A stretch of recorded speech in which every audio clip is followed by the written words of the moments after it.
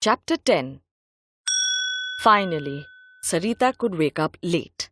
That was probably the only benefit of having your children become teenagers. They could wake themselves up, prepare their own breakfast and tiffin, and head off to school without you getting disturbed from your sleep. It was all about training. The family had to be taught right from the beginning that you weren't going to be their maid. Start the family with lowering their expectations, and they wouldn't be disappointed later when you refused to comply. She imagined Geeta's family, who relied on her for every small thing, and she shuddered. When Sarita finally emerged from her room at 9 o'clock, she was fresh, happy to make them breakfast. Sarita believed it was the little things she did that held her entire family together. It mattered, some days, that they wouldn't let her buy new things and kept handing clothes down from one generation to another. But on most days, they didn't demand too much.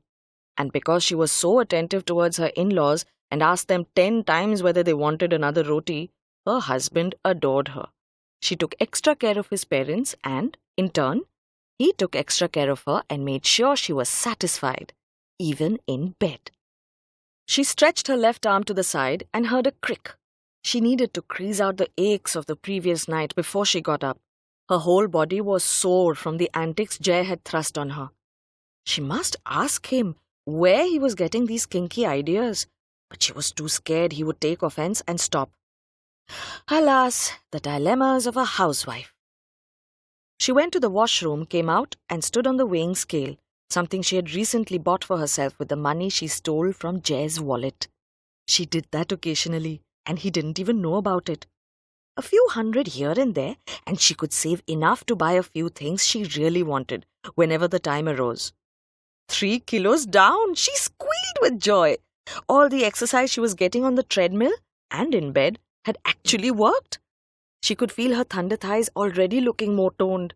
Her heart lifted. The happiest thing in the world was when you saw the weighing scale needle go towards the left. No, it wasn't the birth of your firstborn. It was weight loss, the topmost agenda on a woman's mind on most days. Ma, Papa, she greeted her in-laws as she came out of her room in her new dark blue kaftan from Elko Arcade. It covered her from head to toe, with just her arms jutting out. Made her look like a sack of potatoes, but it was the best thing to wear in front of male members of your house, as it would never show you in a desirous light. What would you like for breakfast? Her father-in-law was reading the paper, and her mother-in-law was watering the plants in the balcony. It was a tiny little balcony that was used to look into the houses of the million other buildings that were peering into your house. Her mother-in-law had covered the area with various plants and cared for them like little babies. Sarita smirked and thought, if she cared half as much for her grandkids, they wouldn't be out of the house so often. This 3-bedroom apartment had started feeling extremely small for the entire family. Rahul hated coming back home. A few times when she confronted him late at night, he had slurred about life is so unfair and gone to bed. She was sure he was drunk. Kids today loved their alcohol. It was an alcoholic generation. It was the era of drinking and partying. How could adults ever think of stopping it? It would mean huge fights and tremendous fallouts. Sarita didn't want that.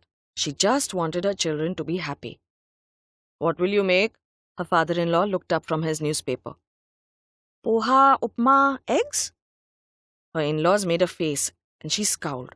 If they didn't like her food, why didn't they just make it themselves? She held her tongue.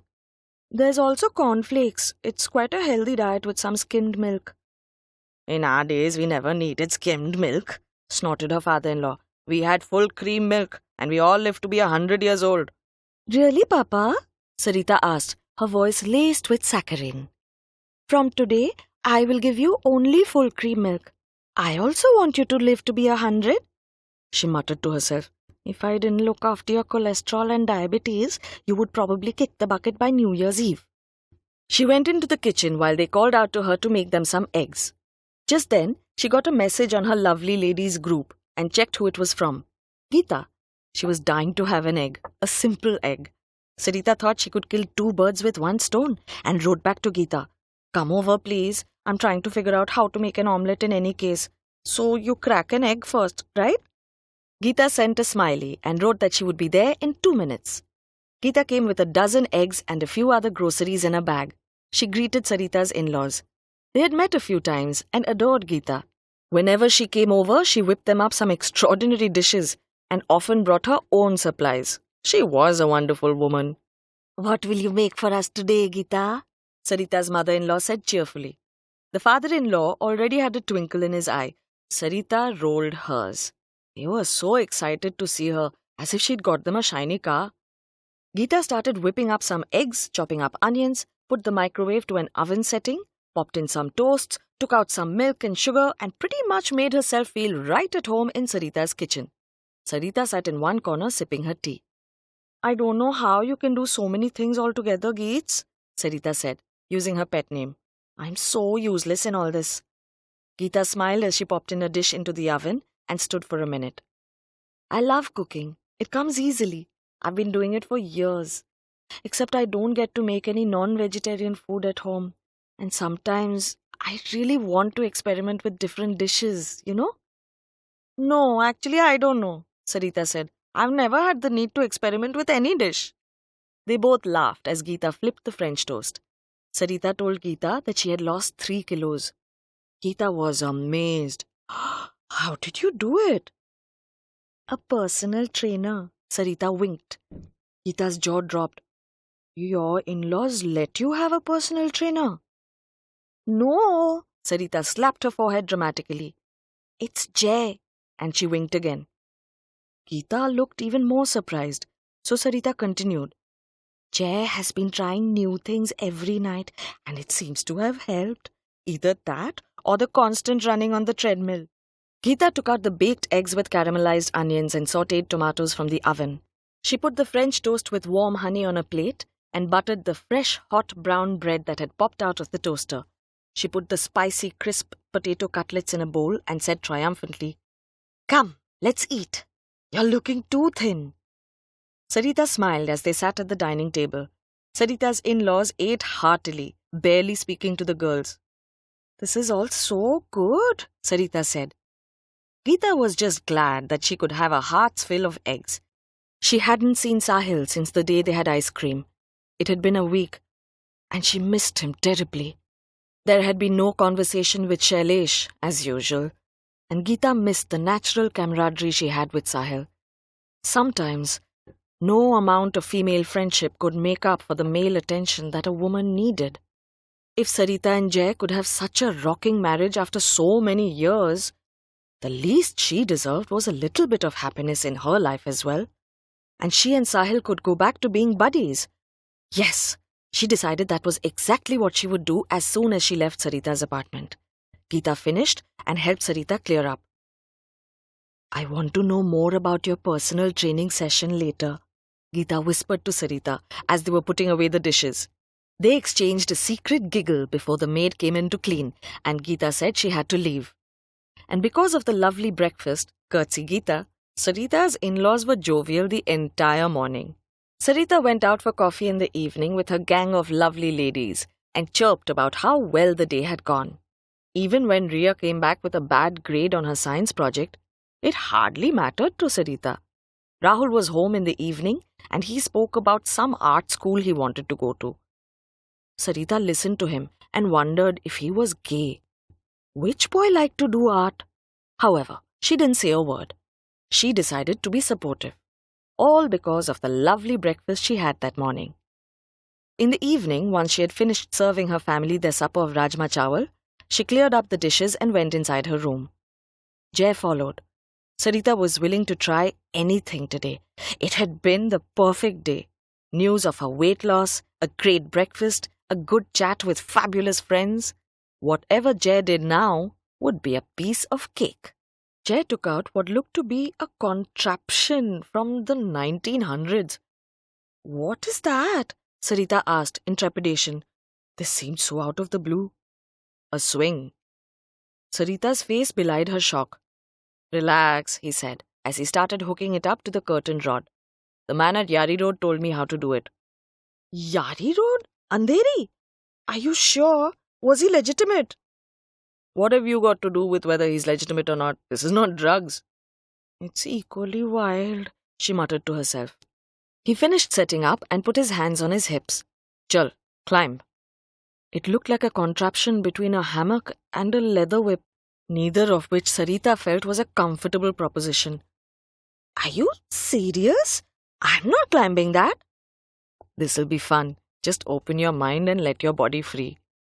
I like the freeing the mind part, but won't it open the body a little too much? Jay pulled Sarita close. He wrapped his arms around her and slowly started gently massaging her neck. Release all the tension. The stroking of his fingers sent pleasant jolts through her body. He caressed the length of her neck gently, kneading his fingers into a soft, supple skin. She threw her head back, enjoying the massage. He had such magical hands. He swiveled her around as he laid gentle kisses on the curve of her neck. He slipped his hands underneath her kurta and fondled her breasts. She let out a soft moan. He pressed his body against hers, and she could feel the urge in his desire. She turned around, tossed her hands around his neck, and kissed him passionately. The tongues explored the recesses of each other's mouths as the kiss sent new spirals of ecstasy through her. After so many years, the touch of his hands, his body next to hers, and his deep kisses still meant they were so much in love. They slipped off their remaining clothes. He took a deep breath. He was all ready for this new venture. Jay took the seat, the harness holding his chest and shoulders with a tight grip. Sarita moved slowly to sit on top of him. She put her legs through the harness that held her hips and waist in place. She settled on top of him as he moved the swing with his leg. And as the swing moved, he slipped more and more into her. She felt waves of pleasure rolling through her body as the double movement aroused her more. Her anxiety left her as she felt more secure in the harness. She held on to the swing from the ropes that were hanging and let out a loud groan. Jay laughed out loud as he thrust himself deeper into her. It was an exhilarating feeling to know your wife loved this new form of lovemaking, the shapely beauty of her naked body bringing him to the edge of frenzied passion. Her breasts tingled against his hair-roughened chest. It was exhilarating. With each swing back and forth, he pulled in and out of her body, leaving them both in pure ecstasy. She tossed her head back and arched her back in sheer pleasure. This was a wonderful new adventure. If hindsight could be sold in the supermarket, it would become more popular than rice. Sarita knew she had done something wrong the minute she heard the crack. Her movement made the tension on the rope tighter. It couldn't take the weight off her body. Jay's eyes popped out in fear as everything happened in slow motion. Suddenly, the harness broke. Sarita saw it all again and again, as if it was a Hindi television serial. She looked up and saw the loop of the harness tear. She shouted for Jay to watch out. Steadily, the harness broke from its loop. Before they could get out, he lay flat on his back with her on top of him. To break her fall, she landed on her right hand, and she could feel an excruciating pain tear through her body. The fall, the fracture, the humiliation was too much for Sarita to bear. At that moment, all she could think of was the dealer from Yari Road who had sold the damn contraption to Jay. She knew she was going to find him and give him the thrashing of his life when she recovered from this shock. Her in-laws were banging on the door. "Beta, what fell? It sounded like the expensive painting you've bought for your room. I hope it's not broken." Sarita knew she would not only kill the Yari Road dealer, but also her father-in-law one day. "No, it's not the painting, Papa," she said, as her face turned from a deep crimson of shame to a dark blue of pain. She muttered to Jay, "Your stupid parents want to know if the painting has broken. What do we tell them?" She quickly got dressed, dismissing the fact that her right arm couldn't work. She didn't want her family to see Jay and her naked with a swing. How humiliating! Jay made some excuse, kept the harness away rapidly, and wore his clothes. He mumbled back, "Stick to the story. We were trying to do yoga and you fell down." "Yoga?" she asked. "Are you mad? No one does yoga after dinner." "It's new yoni yoga, Sarita. Stick to the goddamn story." He looked at her for a brief second and asked, "Did you come though?" Sarita answered with a smile, even though she was about to lie to her in-laws and head to the emergency room. "Long time back, baby." The pain suddenly returned for both of them. He nodded, happy he had pleasured his wife before giving her this pain, and desperately needing some ice for his groin. He had no words for his mortification when he opened their bedroom door and saw his children and parents standing there, wondering what was going on. Just then, Sarita grabbed her purse and said, "We need to go." "Where?" Jay followed her. She opened the front door. "To the hospital. I think I broke my arm with the uni."